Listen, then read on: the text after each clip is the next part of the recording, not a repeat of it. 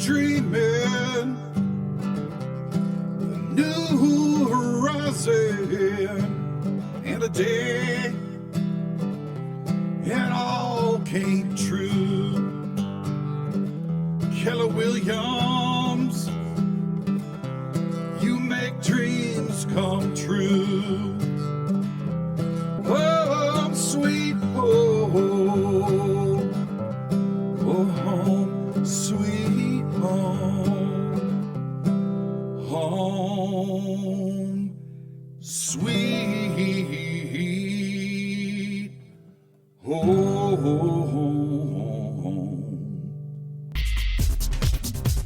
You're listening to Home Sweet Home with Russ, McClellan, and friends. And here's Russ. Hey, welcome back to Home Sweet Home with Russ McClellan. What are we talking about today in the land of COVID? Well, in the last segment, I talked about, kind of what it was like growing up in the Lake Chelan Valley in Manson as it related to agriculture, as it relates to real estate.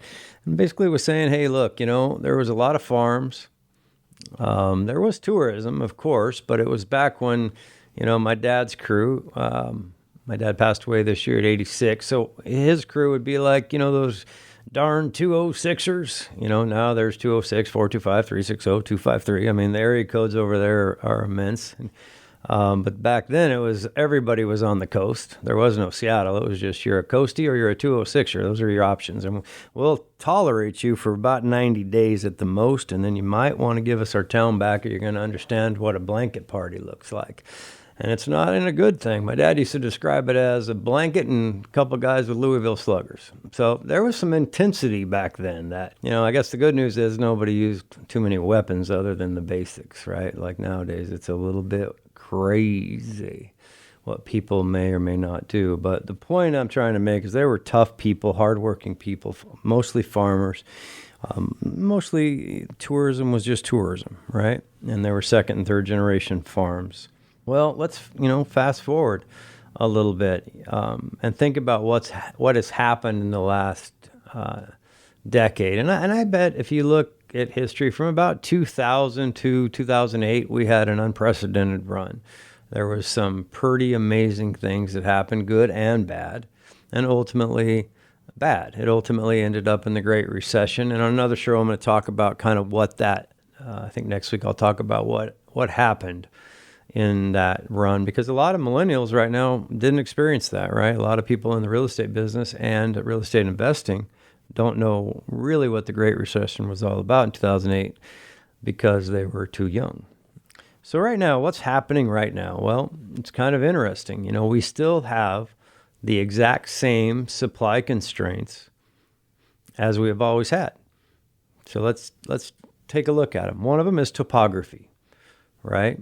Topography is a big deal. We were cut by a glacier in the Lake Chelan Valley. So what does that mean? Well, we go from 1,100 feet elevation at the lake level to about 8,100 feet at the top of Stormy. All right, that's a big gain. We have, I think, the third deepest lake in North America, 55 miles long, crystal clear, right?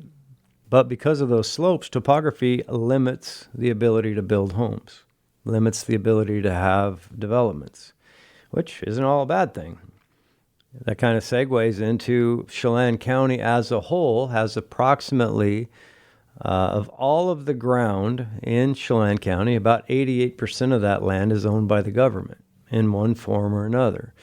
So although I didn't, I did get a finance degree and didn't major in mathematics, but I think that leaves us about 12% that privately held land could be used hypothetically for development. So we start with 12%, and then we have the topography issue that I explained. That's two supply constraints. What are the other ones? Well, we have an infrastructure problem. What I mean by that is we have to have water, power, road access. We have to have it level enough, or at least can create something level enough where we can build a house without, spending more money on the excavation and foundation than we would the rest of the house. Anything is possible if you have enough money, but for the most part, infrastructure becomes a problem. Think about this. To transfer water rights from one place to another, you have to have an incredibly insane amount of luck. There has to be a lot of things line up. And the last one I was involved with took 16 years of my career to transfer water rights from one place to another place. And without water rights, you're really stuck with a private well unless you have a city system, or like in the Manson area, it's a city equivalent system called the Lake Chelan Reclamation District. And that's true everywhere. So you either have a public water system of some kind, or you have private water rights, or you have an exempt well. All right. Well, when you start looking around at all these mountains of available land of that 12%, you take out the land that's too steep, you take out the land that we can't get water, power, and roads to. What are we down to? Let's call it, I don't know, we'd have to get a forensic accountant to tell us exactly, but let's call it 6% of the land is now not buildable, or not, the capability is just not there. Another thing that you must think about in developing any size of a project at all, and remember, the basic equation, like I talked about in the first segment, is supply and demand. So I'm going to get to the demand in a minute. But the third major issue we have is zoning. You know, in the first segment, I talked about what my dad's crew was like, you know, the guys that grew up, the kind of founding fathers of the Wenatchee Valley, the Leavenworth area, Lake Chelan, and so on, Omak, basically all through north central Washington were primarily farmers. Well, when the zoning changed, which started, I believe, in 1996, when the Growth Management Act was initially introduced, and then I think full compliance for Chelan County didn't come until 1999. Well, part of that was a real argument about whether that was even constitutional. I believe at the time the commissioners argued against that and said, hey, look, Olympia, you can't really tell us, farmers, independent-minded people, what to do. We're not inclined to get permission from you for anything. 20-year comp plan, I have to get it approved by you to do something. And just to give you an example, at that time, zoning in most of the area, in the non-incorporated areas of Chelan County, was general use. I joke around about what general use meant, but let's just say it was vague.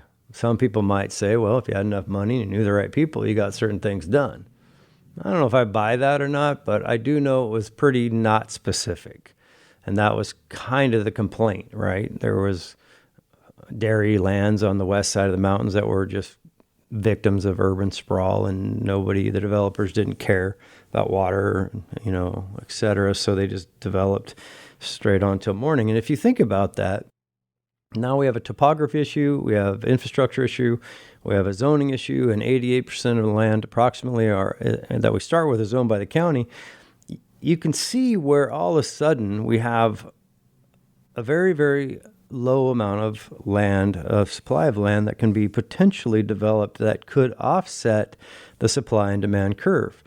And what's happening with demand? And by the way, there's one more very big supply constraint. It's called government. I don't mean to be critical, but I'm telling you, it's not efficient. It's not the people's fault that work at the government. That's not what I'm saying. But the system of, for example, building and planning applications. You might want to check and see if you have a piece of property that could be short platted, which is like 4 lots or less. So if you own 1 lot and you want to turn it into 4 or less, like 2 lots, that's called a 2-lot short plat. You might want to call the county and see how long that might take, and it might just surprise you.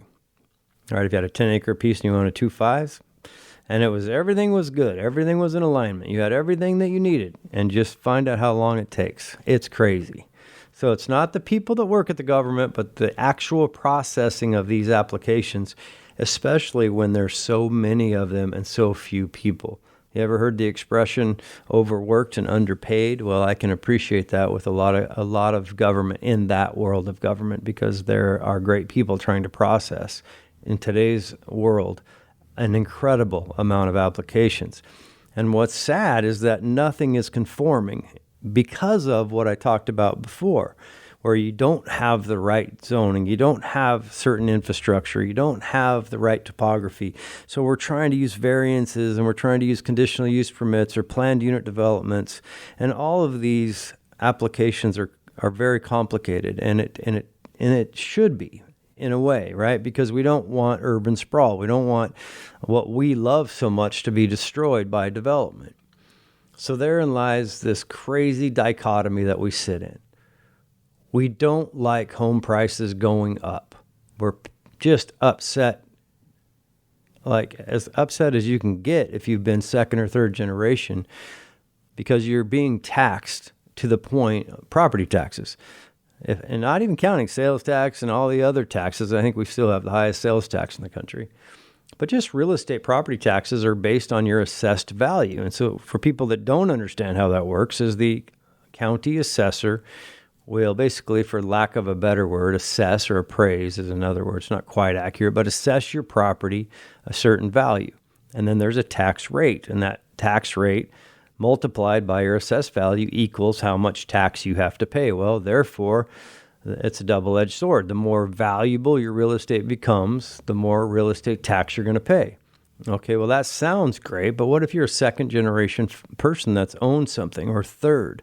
And now, let's say you're making $50,000 a year, $60,000 a year, like a normal human around here. All of a sudden, your taxes go in just 2 generations. They go from maybe $2,000 a year to $28,000 a year.